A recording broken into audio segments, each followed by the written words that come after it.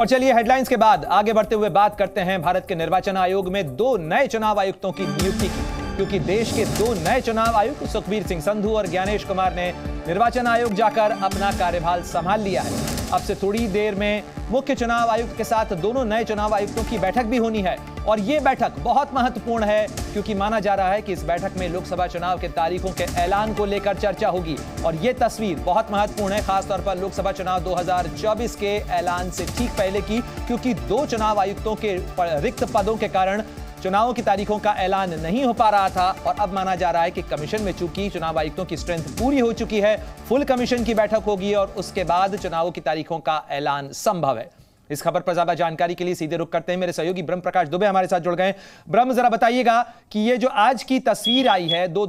नए चुनाव आयुक्तों ने आज कार्यभार संभाल लिया, यानी माना जाए कि अब उल्टी गिनती शुरू हो चुकी है नए जो 2024 के लोकसभा चुनाव है उसकी तारीखों के ऐलान को लेकर, कब तक ऐलान संभव?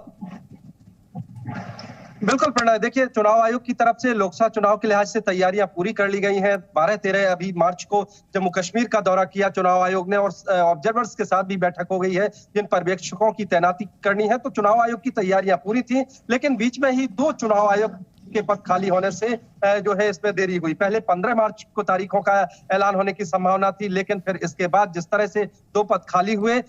उसके बाद से ये मामला आगे बढ़ा। अब चूंकि आज जो ज्ञानेश कुमार ने और सुखबीर संधू ने दोनों ही चुनाव आयुक्त ने पदभार ग्रहण कर लिया है और अब मुख्य चुनाव आयुक्त राजीव कुमार के साथ वो बैठक करेंगे और इसके बाद जो है चुनाव की तारीख का ऐलान होगा। माना जा रहा है कि अगले कुछ दिनों में,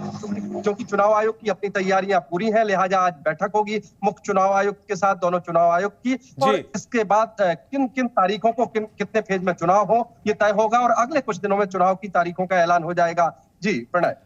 बिल्कुल ब्रह्म, जिस तरीके से आप कह रहे हैं कि आज मुख्य चुनाव आयुक्त राजीव कुमार के साथ दोनों नए चुनाव आयुक्तों की बैठक होनी है, आज जब दोनों नए चुनाव आयुक्त पहुंचे तो जो प्रक्रिया है वो प्रक्रिया क्या होती है? जरा दर्शकों को यह भी समझाइए कि वहां पहुंचने के बाद क्या उन्हें शपथ दिलाई जाती है, फिर वो औपचारिक रूप से अपना कार्यभार संभालते हैं और इसके बाद चूंकि आज पहला ही दिन का है उनका निर्वाचन आयोग में, तो क्या ऐसे में आज ही वो बैठक संभव है मुख्य चुनाव आयुक्त के साथ जिसमें चुनावों की तारीखों पर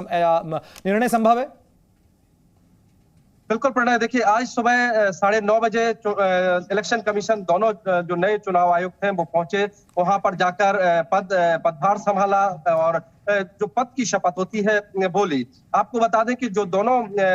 जो इलेक्शन कमीशन में जो मेंबर होते हैं, चुनाव आयुक्त होते हैं, वो सीधे जाकर पदभार ग्रहण करते हैं और वहीं पर जो पद संभालते हैं उसके पद और गोपनीयता की एक ओथ होती है वो भी लेते हैं। तो दोनों चुनाव आयुक्त 9:30 बजे पहुंचे। इसके बाद वो पहले सीसी से मिले, मुख्य चुनाव आयुक्त राजीव कुमार से मिले और इसके बाद दोनों ने अपना अपना पदभार ग्रहण कर लिया है। अब दोपहर को बैठक होगी मुख्य चुनाव आयुक्त राजीव कुमार के साथ दोनों चुनाव आयोग की। इसमें इस बात पर मंथन होगा कि इस बार के लोकसभा चुनाव कितने फेज में होने हैं, किन किन तारीखों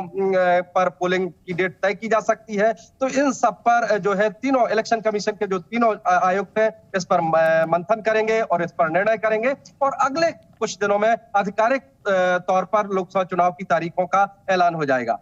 ब्रह्म प्रकाश, पिछली बार भी अगर हम कैलेंडर को देखें 2019 के लोकसभा चुनावों की घोषणा को भी, तो भी उसके अंदर एक समानता मिलती है कि जम्मू कश्मीर के दौरे के बाद में ही, वहां समीक्षा के बाद में ही इलेक्शन कमीशन जो है अनाउंसमेंट करता है। इस बार भी जम्मू कश्मीर की समीक्षा हो चुकी है और साथ ही जैसा आप बता रहे हैं अन्य तैयारियां भी पूरी की जा चुकी हैं, यानी कहा जाए कि इलेक्शन मशीनरी पूरी तरीके से तैयार, बस ऐलान का इंतजार।